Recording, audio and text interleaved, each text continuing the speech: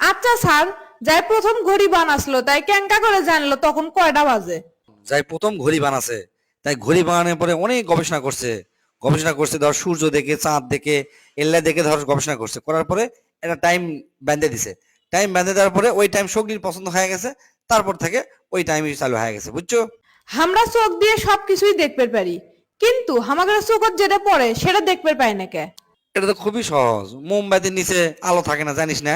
মনে কর তোর হাতত যদি ব্যথা পাস, তাহলে দেখবো খুব ব্যথা ব্যথা লাগে, কেঙ্কা করে ব্রেন কয়ে দেয় যে ব্যথা লাগছে, বুঝছো?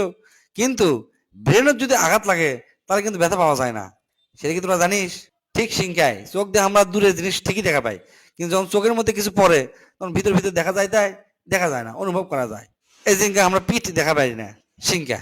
আচ্ছা স্যার, আমরা জানি সবকিছুর এক্সপায়ার ডেট পার হয়ে গেলে সেটা নাকি বিষে পরিণত হয়। তাহলে বিষের এক্সপায়ার ডেট পার হয়ে গেলে বিষ কি নষ্ট হয়ে যায়, নাকি বিষ ক্রিয়া বাড়ে? কি ব্যাপার, এল্লা প্রশ্ন তুই কুড়ি পাস? সবই থেকে উল্টা পাল্টা প্রশ্ন, হামাক বেকায় যাত ফালানের প্রশ্ন। আচ্ছা শোন, বিষ তো সব এক লয়, কিছু কিছু বিষ আছে এক্সপায়ার ডেট পার হয়ে গেলে বিষ ক্রিয়া মানে খুব নষ্ট হয়ে যায়, অর্থাৎ ওই বিষ আর বেশি বিষ থাকে না। আবার কিছু কিছু বিষ আছে মারাত্মক হয়ে যায়, ওটা আরো ডবল বিষ হয়ে যায়। গন্ধ তো আমাদের নাকত লাগে, তাহলে মানে শুধু ফালাই কিসের জন্য? শোন, নাক, মুখ, চোখ, কান এগুলো সব একটা মিল আছে, বুঝছো? মনে কর কেউ যখন টক জিনিস খায়, মানে তেঁতুল খাচ্ছে, তেঁতুল খাওয়ার সাথে সাথে মানে ওটা দেখলু গন্ধ সঙ্গা লাগবে না, দেখা মাত্র কিন্তু মুখত লাল চলে আসে। আবার দেখবো নাক দিয়ে গন্ধ শুনলে কিন্তু আরো বেশি লাল চলে আসে। ঠিক অঙ্কাই, বুঝছো? যে দুর্গন্ধ লাগলেও দেখবো যে এরা কেমন ধরনের মুখের মধ্যে হয়, থুতা জমা হয়, তখন মানুষ থুতা ফেলে দেয়। বোঝা গেল?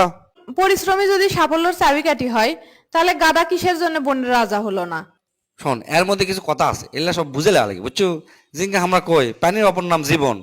পানির অপর নাম জীবন, ঠিক আছে, কিন্তু তুই পচা পানি খেলে তো আর জীবন হবি না, মরণ হয়ে যাবি। তাহলে আসল ভাবে কোয়া লাগবে কি, যে বিশুদ্ধ পানির অপর নাম হচ্ছে জীবন।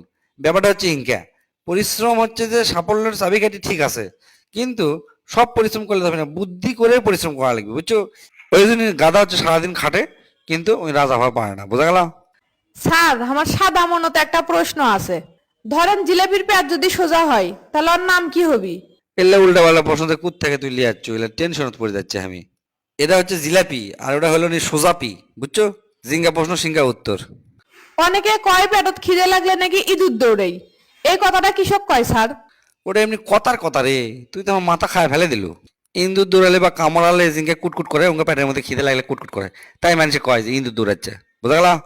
আমরা সগলি জানি পানির মধ্যে জীবাণু থাকলে সেই পানি ফুটে খাওয়া লাগে, পানি ফুটালে এই জীবাণুগুলো মরে যায়, তাহলে 11 মৃতদেহগুলো কোনটি যায়? এই জীবাণুগুলো বাতাসের সাথে উড়ে চলে যায়, আর না হলে ভিতরেই থাকে, কিন্তু কোনো ক্ষতি করে না।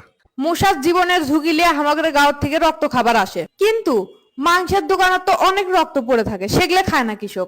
এটা একটা প্রশ্ন হলো, কি উত্তর দেবো আমি? তো শোন, মশার হচ্ছে সৎ নিষ্ঠাবান, আর পরিশ্রম করে খাবার চায়, বুঝছো? ফ্রি ফ্রি খাবার চায় না। হচ্ছে এখন উত্তর। স্যার, এটাই শেষ প্রশ্ন। আমরা শুনছি যারা স্মৃতিশক্তি হারে যায় তারা নাকি সবকিছু ভুলে যায়, তাহলে নিজের ভাষা ভুলে যায় না কে? ভাষা ছোট থেকে কোথায় কোথায় এমন অবস্থা হয়ে যায় যে কথা কওয়ার সময় বেশি চিন্তা করা লাগে না, এমনি কথা মুখ দিয়ে ভর ভর করে বের হয়ে যায়। তো মাথা নষ্ট হয়ে গেলেও কথা বের হতে থাকে। বোঝা গেল? হসে আর কয়া লাগবি না লে।